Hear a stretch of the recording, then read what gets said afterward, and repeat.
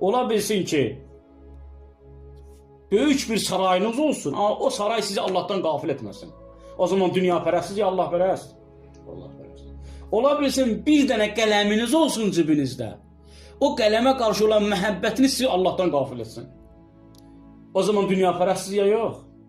Dünya pərəstiz. Yəni əsas məsələ odur ki, səndə olan nə qədər səninlə Allah arasında pərdə yaradır.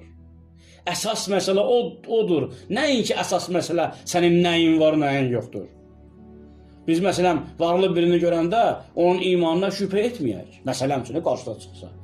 Siz ona baxın, görün onun varı nə qədər Allahla onun arasında pərdə yaradır. Məsələn, ola bilsin ki, insan dünyanı qazana bilməsin, amma dünya pərəst olsun. Ona görə Həzrət Əliyyəsəlam deyir ki, nə qədər zənginlər var ki, onlar yüngül hesabla gedəcək. Nə qədər kasıblar var ki, onlar zənginlərin hesabı ilə gedəcəklər. Niyə? Çünki fəqir olmaqlarına baxmayaraq dünya pərəstdirlər.